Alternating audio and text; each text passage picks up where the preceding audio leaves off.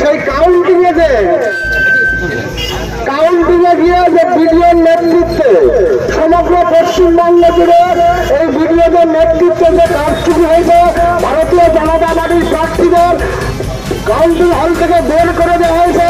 সর্বোপরি বনগাঁ ব্লকের যে 16টি পঞ্চায়েত আছে, সেই 16টি পঞ্চায়েতে এই বিডিওর নেতৃত্বে তৃণমূলের হারমাত বাহিনীকে ঢুকিয়ে যে গণ্ডগোলটা করেছে, মানুষের যে গণতান্ত্রিক অধিকার, যে ভোটাধিকার প্রয়োগ করেছিল, সেটা গণনার নামে একটা প্রহসন করেছে এই বিডিওর নেতৃত্বে। বনগাঁ যে বিডিও আছে, সেই বিডিও সাহেব যিনি করেছেন কি, বনগাঁ পৌরসভার যেসব কাউন্সিলর আছে, বনগাঁ পৌরসভার যেসব গুন্ডা বাহিনী আছে, হারমাত বাহিনী আছে, তাদেরকে 200-র উপরে ভয়েস কার্ড বানিয়ে দিয়ে এই ভিডিও প্রত্যেকটা মানুষকে ঢুকিয়ে দিয়ে ভারতীয় জনতা পার্টির কর্মী সমর্থক যারা ছিল, কাউন্টিং এজেন্ট, প্রত্যেককে প্রথম রাউন্ডের পর থেকে বের করে দিয়েছে। এবং যারা জয়ী প্রার্থী, এই ভিডিও তাদেরকে সার্টিফিকেট না দিয়ে তৃণমূলকে সার্টিফিকেট দিয়ে দিয়েছে। এই ভিডিওকে একটাই হুঁশিয়ারি দিয়ে যাব, আপনি চাকরিটা পেয়েছেন কিন্তু তৃণমূল সরকারের আমলে।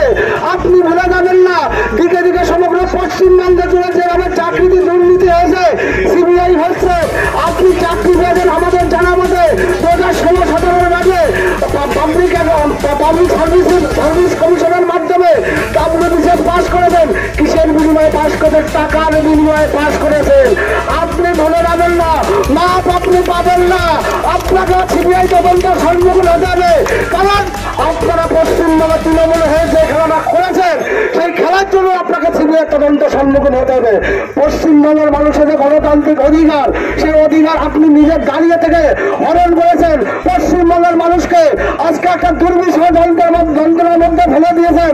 যারা যে গ্রামগঞ্জে যে পঞ্চায়েত গঠন করার কথা ছিল, মানুষের যে ভোটাধিকার করেছিল, তাদেরকে আপনি কাউন্টিং করে নিয়ে আসতে যাননি। আপনি নিজে দাঁড়িয়ে থেকে যে সেন্ট্রাল ভোট ছিল, তাদের গেট থেকে সরিয়ে নিয়ে তৃণমূলের হারমাত বাহিনী তাদেরকে ঢুকিয়ে দিয়েছেন। পুলিশ পোস্টিং করে আপনি নিজে থেকে কাউন্টিং রুমের সামনে যেসব সেন্ট্রাল বাহিনী ছিল, তাদেরকে একটা জায়গায় বসিয়ে রেখেছিলেন। আর অথরাইজ পার্সন বানিয়ে আপনি কার্ড বানিয়ে দিয়ে প্রত্যেকটা গুন্ডা বাহিনীর ঢুকে আপনার নেতৃত্বে জাফর, আপনার নেতৃত্বে হায়দার, আপনার নেতৃত্বে বাবাইয়া, আপনার নেতৃত্বে আনিসুল, প্রত্যেককে আপনি ঢুকিয়েছিলেন গুন্ডা বাহিনী দিয়ে। হিসাব কিন্তু ভিডিও সাহেব অনেক আপনি ভুলে যাবেন না।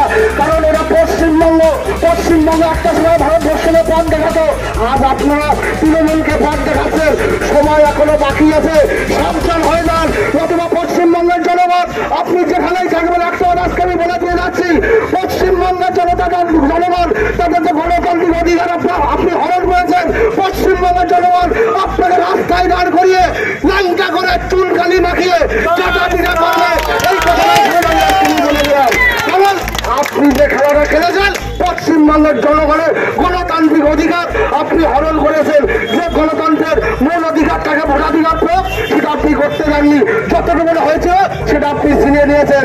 এখনো সময় আছে, আপনাকে বলে দিয়ে যাবো, আপনি সাবধান হয়ে যান। কারণ আপনি যে খেলাটা খেলছেন তৃণমূলের কথা মতো, তৃণমূল সরকার যখন থাকবে না, আপনি যেখানেই থাকবেন হিসাব কিন্তু করাই বল না, ভারতীয় জনতা পার্টি যাবে।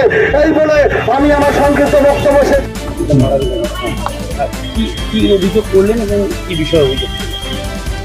গত 21 তারিখে বনগাঁ বিডিও অফিসের সামনে বনগাঁ উত্তরের বিজেপি বিধায়ক অশোক কীর্তনিয়া সরকারি অধিকারীদের যে কুরুচিকর মন্তব্য এবং যে বাজে ভাষায় আক্রমণ করেছে, তার ফলে বনগাঁর মানুষ, শান্তশিষ্ট মানুষ আজকে ভীত সন্ত্রস্ত। এবং বিজেপির এই বিধায়ক বারবার এরকম উস্কানিমূলক মন্তব্য করে বনগাঁয় একটা দাঙ্গার পরিস্থিতি বাঁধানোর চেষ্টা করছে।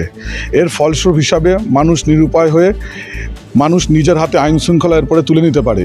এই আশঙ্কায় আমরা আজকে আইসি সাহেবের কাছে যে এরকম কুরুচিকর মন্তব্য করে বনগাঁর শান্তিশিষ্ট বিঘ্নিত করছে, বনগাঁর মানুষকে ভীত সন্ত্রস্ত করছে, তার বিরুদ্ধে আমাদের আজকে প্রতিবাদ। সেজন্য আমরা আজকে অশোক কীর্তনার বিরুদ্ধে আমরা মামলা করলাম। দলীয়ভাবে অভিযোগ করলেন নাকি ব্যক্তিগতভাবে? আমি বনগাঁর এক সাধারণ মানুষ হিসাবে আমি অভিযোগটা করেছি এবং আমি একটা দলের সাথে যুক্ত এবং বনগাঁ 14 নম্বর ওয়ার্ডে কাউন্সিলর।